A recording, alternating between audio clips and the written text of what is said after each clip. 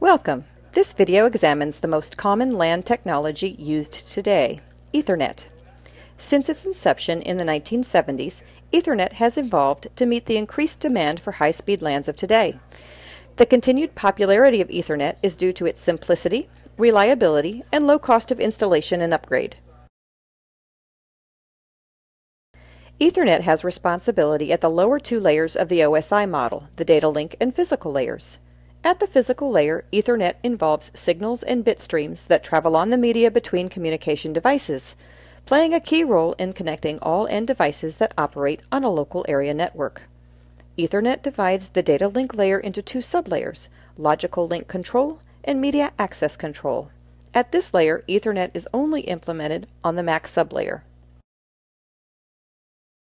Let's review the functions of the logical link control sublayer.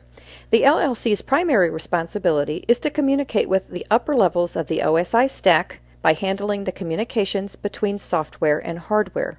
The LLC sublayer takes network layer packets from layer 3, identifies the protocol, and then encapsulates the packet with control information, thus creating a layer 2 frame, and sends it to the MAC sublayer. An important feature of the LLC sublayer is that it is implemented in software and thus independent of physical equipment, increasing Ethernet's capability to be compatible with many different types of media. After the LLC processes a frame, it sends that frame to the lower data link sublayer called the Media Access Control sublayer. This sublayer has two primary responsibilities: getting data on and off the media, and data encapsulation. To understand how data is placed on and removed from the media, we must first understand that Ethernet is a multi-access bus, meaning that all devices on a network share the same medium, as illustrated in this video. Because of the potential for congestion and to avoid collisions, the MAC sublayer must dictate when to send and receive data. Ethernet uses a method called Carrier Sense Multiple Access with Collision Detection, or CSMA-CD, to do this.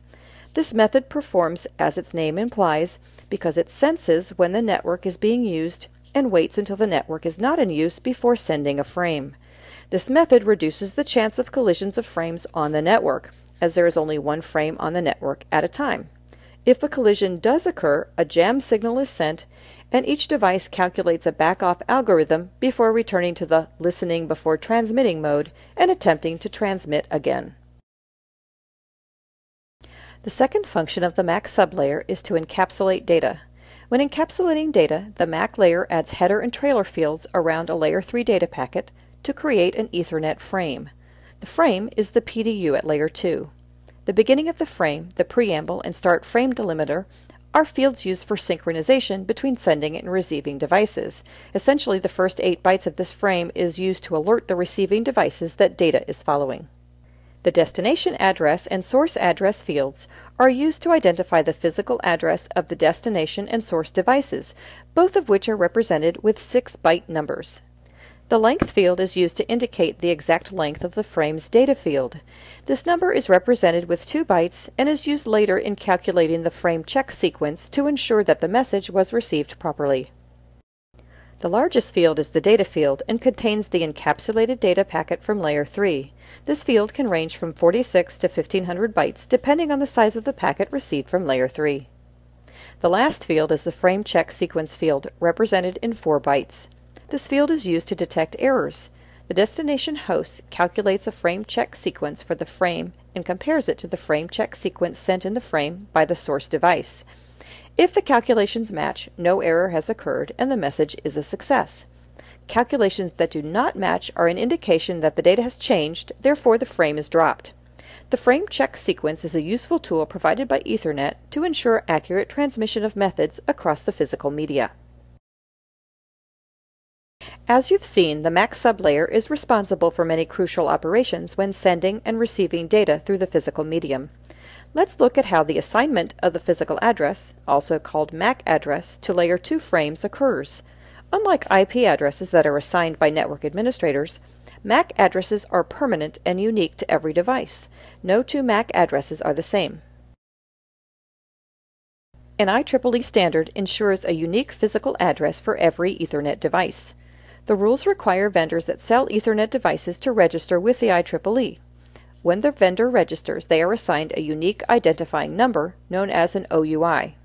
IEEE requires the vendor to follow two simple rules. First, that all MAC addresses assigned to the NIC or other Ethernet device must include that vendor's OUI as the first 3 bytes. For this example, the vendor is Cisco. Second, all MAC addresses must be assigned a unique value or serial number in the last 3 bytes. You've seen how Layer 2 Ethernet functions. Let's overview the physical standards. Ethernet is covered by the IEEE 802.3 standards. 4 data rates are currently defined for operation over optical fiber and twisted pair cables. These are 10 megabit per second, called 10BASE-T Ethernet, 100 megabits per second, or Fast Ethernet, 1000 megabits per second, or Gigabit Ethernet, and 10 gigabits per second, or 10 gigabit Ethernet. You see that each of these flavors of Ethernet can be implemented over different physical media, and each has different characteristics and limitations. A network engineer needs to know which implementation is best under specific network situations. Generally, because of cost, copper is used within buildings at the access layer, and optical fiber is used between buildings and for horizontal cable runs.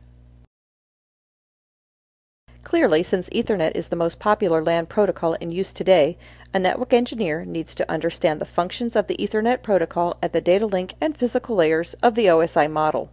Practice setting up Ethernet LANs so you can improve your Layer 2 and Layer 1 troubleshooting skills.